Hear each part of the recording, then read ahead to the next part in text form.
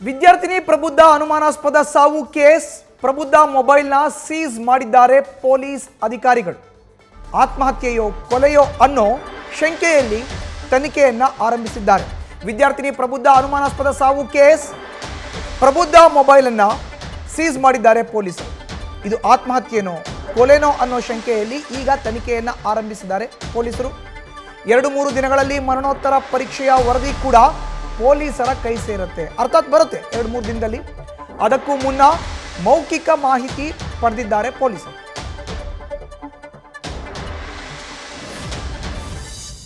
ಹೆಚ್ಚಿನ ಡೀಟೇಲ್ಸ್ ನಮ್ಮ ಪ್ರತಿನಿಧಿ ಶಿವಕುಮಾರ್ ನೀಡ್ತಾರೆ, ನೇರ ಸಂಪರ್ಕಕ್ಕೆ ಜಾಯಿನ್ ಆಗಿದ್ದಾರೆ. ಶಿವು, ನೋಡಿ, ಒಂದು ಕಡೆ ಪ್ರಬುದ್ಧ ಆತ್ಮಹತ್ಯೆಯೋ ಕೊಲೆಯೋ ಅನ್ನೋ ವಿಚಾರಕ್ಕೆ ಸಂಬಂಧಪಟ್ಟಂತೆ ಈಗಾಗಲೇ ತನಿಖೆಯನ್ನ ಚುರುಕುಗೊಳಿಸಿದ್ದಾರೆ. ಮೊಬೈಲ್ ಕೂಡ ಸೀಸ್ ಆಗಿರೋ ಅಂಥದ್ದು. ಪೊಲೀಸರ ತನಿಖೆಯ ವಿಶ್ಲೇಷಣೆ ನೀಡೋದಾದ್ರೆ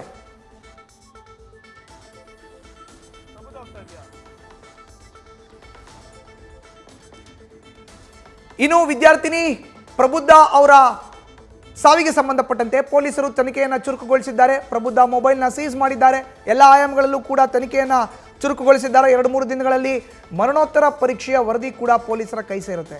ಇನ್ನು ನೇರವಾಗಿ ಆಕೆಯ ಸಾವಿನ ಕಾರಣವನ್ನು ಈಗ ತಿಳಿಬೇಕು.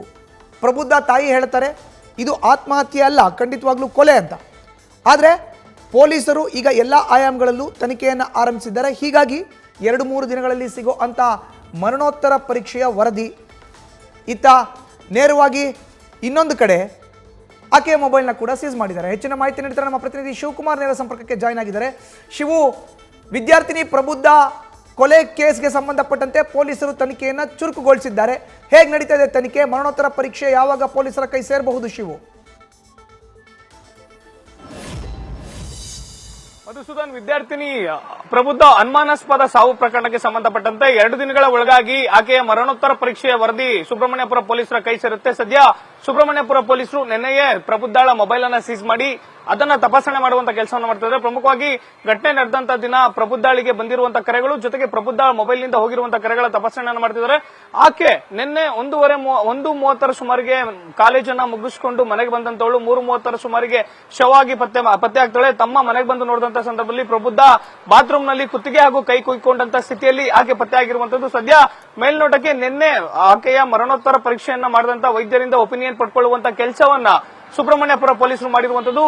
ಅತಿಯಾದಂತಹ ರಕ್ತಸ್ರಾವದಿಂದ ಆಕೆ ಮೃತಪಟ್ಟಿದ್ದಾಳೆ ಅಂತೇಳಿ ವೈದ್ಯರು ದೃಢಪಡಿಸಿರುವಂತದ್ದು. ಅಂದ್ರೆ ಓವರ್ ಬ್ಲೀಡ್ ಇಂದ ಸಾವನ್ನಪ್ಪಿದ್ದಾಳೆ. ಆದ್ರೆ ಪ್ರಬುದ್ಧಳದ್ದು ಆತ್ಮಹತ್ಯೆನ ಕೊಲೆನ ಅನ್ನೋದೇ ಸದ್ಯಕ್ಕಿರುವಂತಹ ದೊಡ್ಡ ಸಂಶಯ. ಅಂದ್ರೆ ಆಕೆನೇ ಕುತ್ತಿಗೆಯನ್ನ ಕುಯ್ಕೊಂಡು ಸಾವನ್ನಪ್ಪದ್ಲ ಅಥವಾ ಬೇರೆ ಯಾರಾದ್ರೂ ಮಾಡಿದ್ರ ಅಂತೇಳಿ. ಯಾಕಂದ್ರೆ ಮನೆಯವರು ಅಲಿಗೇಷನ್ ಮಾಡ್ತಿರುವಂತದ್ದು ಮೈನ್ ಡೋರ್ ಕ್ಲೋಸ್ ಇತ್ತು, ಮನೆಯ ಹಿಂಬದಿ ಡೋರ್ ಓಪನ್ ಇತ್ತು, ಯಾರೋ ಬಂದು ಕೊಲೆಯನ್ನ ಮಾಡಿದ್ರೆ ನನ್ನ ಮಗಳು ಸಾವನ್ನ ಅಪ್ಪುವಂತ ಹುಡುಗಿ ಅಲ್ಲ ಅಂತೇಳಿ ಅವರ ತಾಯಿ ಆರೋಪವನ್ನ ಮಾಡ್ತಿದ್ರೆ, ಪೊಲೀಸರು ಘಟನಾ ಸ್ಥಳದಲ್ಲಿ ಇದ್ದಂತ ಸಿಸಿಟಿವಿ ಆಗಿರ್ಬೋದು, ಜೊತೆಗೆ ಪ್ರಬುದ್ಧಳ ಮೊಬೈಲ್ ಅನ್ನ ವಶಕ್ಕೆ ಪಡ್ಕೊಂಡು ಘಟನೆ ನಡೆದಿರುವಂತ ಮಧ್ಯಾಹ್ನ 1:30ರಿಂದ 3:30 ಸುಮಾರು ಏನಿದೆ ಈ ಅವಧಿಯಲ್ಲಿ ಪ್ರಬುದ್ಧ ಅವರ ಮನೆ ಇರುವಂತಹ ಬೃಂದಾವನ ಲೇಔಟ್ ಸುತ್ತಮುತ್ತಲಿನ ಸುಮಾರು 100 ಸಿಸಿಟಿವಿ ಫುಟೇಜ್, 100 ಸಿಸಿಟಿವಿಗಳ ಡಿವಿಆರ್ ಅನ್ನ ಈಗ ಆಲ್ರೆಡಿ ಪೊಲೀಸರು ವಶಕ್ಕೆ ಪಡ್ಕೊಂಡು ವಿಚಾರಣೆಯನ್ನ ಮಾಡ್ತಿರುವಂತದ್ದು. ಸದ್ಯ ಪೊಲೀಸರು ಎಲ್ಲಾ ಆಯಾಮಗಳಲ್ಲೂ ತನಿಖೆಯನ್ನ ಮಾಡ್ತಿದ್ದಾರೆ. ಇದು ಆತ್ಮಹತ್ಯೆನ ಕೊಲೆನ ಅಂತೇಳಿ ಮನೆಯಲ್ಲಿ 3 ಡೆತ್ ನೋಟ್ ಕೂಡ ಸಿಕ್ಕಿರುವಂತದ್ದು. ಅಂದ್ರೆ ಸಾವನ್ನಪ್ಪುವಂತ ಮನಸ್ಥಿತಿಯಲ್ಲಿ ಇದ್ದಂತವ್ರು 3 ಡೆತ್ ನೋಟ್ ಬರೀಲಿಕ್ಕೆ ಸಾಧ್ಯನಾ? ಅಂದ್ರೆ 3 ಡೆತ್ ನೋಟ್ ನಲ್ಲೂ ಬರೆದಿರುವಂತದ್ದು ಒಂದೇ ಪದ, ಅಮ್ಮ ಸಾರಿ ಅಂತೇಳಿ. ಆದ್ರೆ ಆ ಮನೆಯಲ್ಲಿ ದೊರಕಿರುವಂತ ಡೆತ್ ನೋಟ್ ಆಗಿರ್ಬೋದು, ಜೊತೆಗೆ ಮೃತಪಟ್ಟಂತ ಯುವತಿ ಪ್ರಬುದ್ಧ ಏನಿದ್ದಾಳೆ ಆಕೆಯ ಹಳೆಯ ನೋಟ್ಬುಕ್ ನಲ್ಲಿ ಇದ್ದಂತ ಹ್ಯಾಂಡ್ ರೈಟಿಂಗು ಮನೆಯಲ್ಲಿ ದೊರೆತಂತ ಡೆತ್ ನೋಟ್ ನಲ್ಲಿ ಇರುವಂತಹ ಹ್ಯಾಂಡ್ ರೈಟಿಂಗು ಮ್ಯಾಚ್ ಆಗ್ತಿಲ್ಲ. ಹೀಗಾಗಿ ಮನೆಯಲ್ಲಿ ದೊರೆತಂತ ಡೆತ್ ನೋಟ್ ಆಗಿರ್ಬೋದು, ಜೊತೆಗೆ ಆಕೆಯ ಹಳೆಯ ನೋಟ್ಬುಕ್ ನಲ್ಲಿ ಇದ್ದಂತ ಬರವಣಿಗೆಯನ್ನ FSL ಕಳಿಸಿದ್ದಾರೆ. ಒಂದ್ ಕಡೆ FSL ಇಂದ ರಿಪೋರ್ಟ್ ಬರಬೇಕಾಗುತ್ತೆ, ಡೆತ್ ನೋಟ್ ಅವ್ರದೇನಾ ಬರವಣಿಗೆ ಅವ್ರದೇನಾ ಅನ್ನೋದು.